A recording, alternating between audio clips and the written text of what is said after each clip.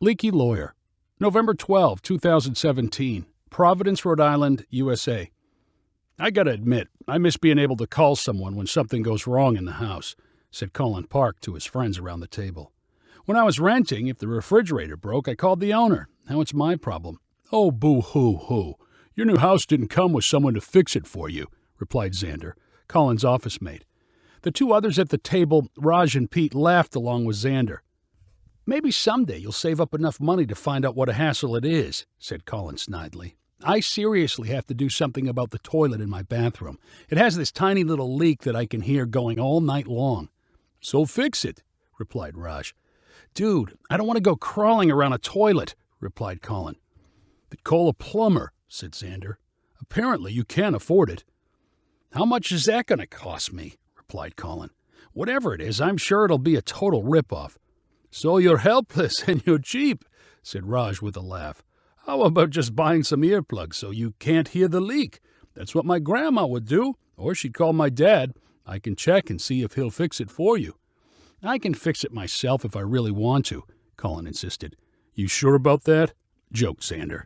I graduated from Yale Law School. Yeah, I'm pretty sure I can figure out a toilet, replied Colin. How hard could it possibly be? Totally different skill sets, said Raj. Just because you think you're so smart in one doesn't make you smart in the other. You should call the plumber. I'm just thinking about a plumber in my house and having to watch him so he doesn't break or steal anything, said Colin in an obnoxious voice. What would we talk about? I mean, he'd be leaning over with his butt crack showing and telling me about his wrench collection or whatever. Pete had been listening quietly, but he finally broke into the conversation. My cousin's a plumber, and he doesn't walk around showing off his butt crack. I'll bet he's even as smart as you, Pete said sarcastically. Out of the members of the group, Colin knew Pete the least well. They had connected mostly through Raj, whom Colin had first met at the gym.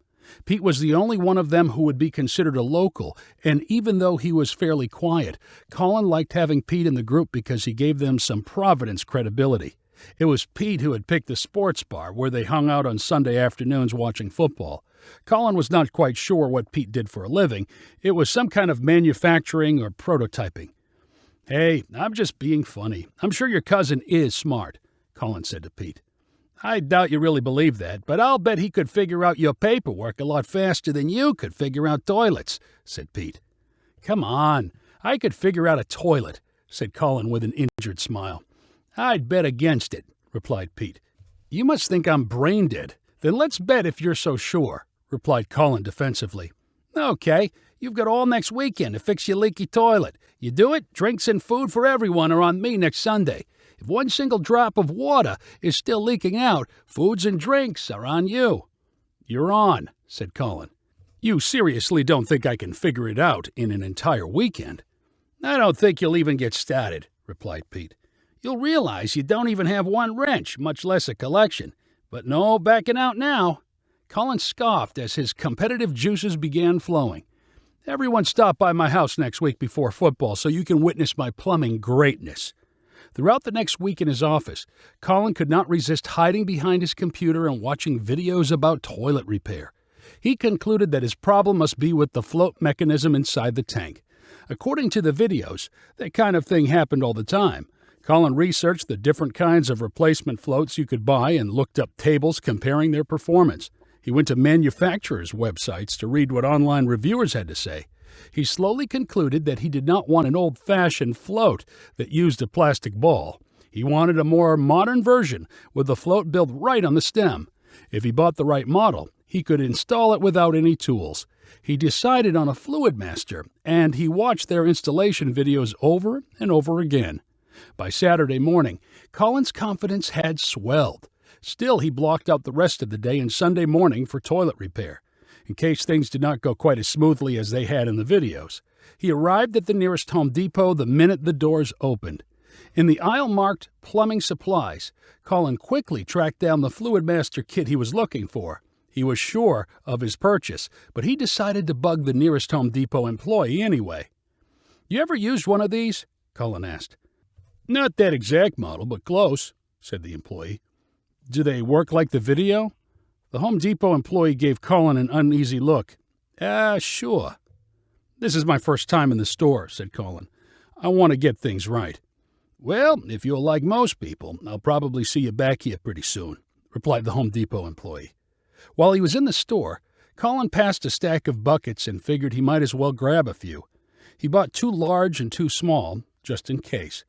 When he got his package and buckets home, Colin took them right to the bathroom connected to his bedroom. Then he collected every towel in his house and stacked them near the bathroom door. The replacement kit contained printed instructions.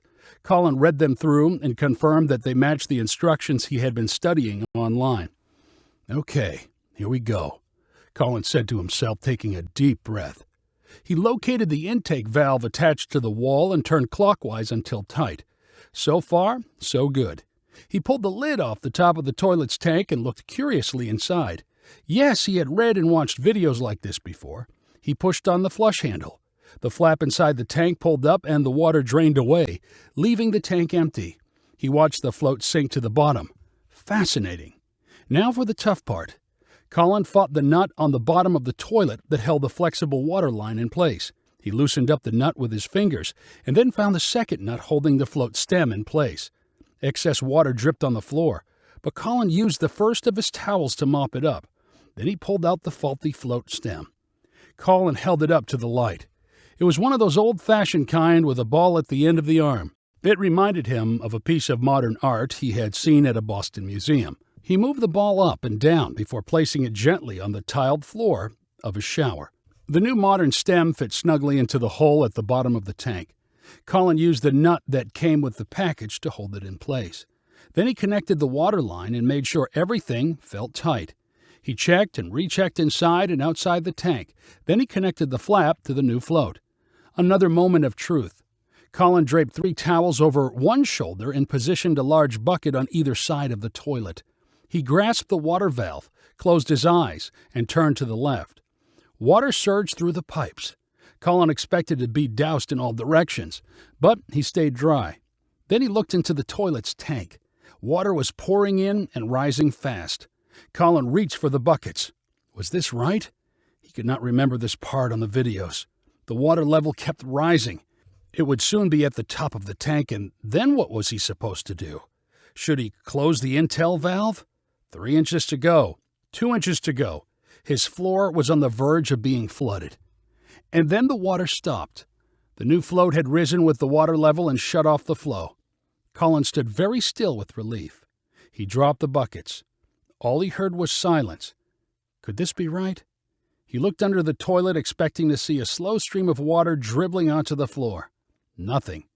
Colin waited in complete silence for a full minute, and then he flushed. He watched the water leave the tank and swirl out of the bowl. Then the tank refilled. "Yes, yes, yes!" shouted Colin. He flushed 7 more times and adjusted the float so that the water rose in the tank to the perfect height. Colin admired his hands. They had never done anything like this before. They had transformed something broken into something whole. They were useful, practical hands. He felt elated and exhausted. This must have taken all day. Colin had removed his watch and taken his phone from his pocket because of the anticipated soaking. He checked the time. A total of 53 minutes had passed. 53 minutes. When had he ever accomplished so much in 53 minutes? At work, he could blow an entire hour at a meeting without even writing down a single word or remembering a single sentence. But the toilet made him feel content, accomplished, and satisfied. The world was better in a tangible way because of him. He could point to the toilet and say he had made it better. Colin was energized when he returned to Home Depot for his second Fluid Master kit. The second toilet in his house had one of those older floats, and he wanted to make it better too. The same Home Depot employee he had talked with earlier recognized Colin. "Back again, I see," said the employee. "You forget something?" "No, just found another toilet," said Colin.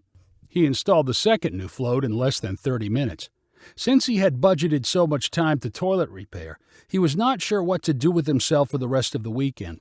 He watched some college football and movies, but kept getting up to admire his work in the bathrooms. All told, the toilets in Colin's house were flushed 46 times on Saturday. Colin understood his own compulsive personality and figured that all his toilet excitement would be short-lived. To his surprise, he felt even prouder when he woke up Sunday morning. He called to ask his friends to show up earlier than scheduled so they could admire the work. Pete arrived and gave both toilets a thorough inspection, running his finger up and down the inlet lines looking for a leak. "Looks like you did it," he conceded to Colin. "I expected you to totally blow it off and make up some excuse." "I was afraid my whole place would be flooded," said Colin. "But it turned out kind of like bungee jumping. At first you're terrified, but then when the rope pulls you back, you start to have fun." Pete responded with a mystified look. Later at the sports bar, while he was enjoying the drinks paid for by Pete, Colin got the urge to inspect the place's toilets. He snuck off to the bathroom and discovered the 2 out of the 3 tanks were in bad shape and had obvious leaks. "Why don't I come over and install new floats for you guys?" Colin said to Xander, Raj, and Pete. "That sounds kind of weird," said Xander. "I think I'm good." "I'll buy the kits myself," said Colin.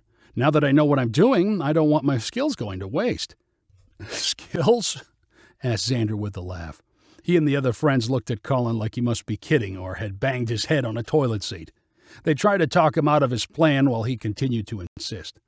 2 days later, Colin stopped by Xander's apartment after work to change his float. While he was busy in the bathroom, Xander tried to joke with him about pulling up his pants. "I'm not sure what I'm supposed to talk about with a plumber," said Xander. "I would show you my library and my art collection, but I know you wouldn't appreciate them." Colin was too focused on float stems to pay much attention. "Huh? What did you say?" he asked Xander. "Nothing.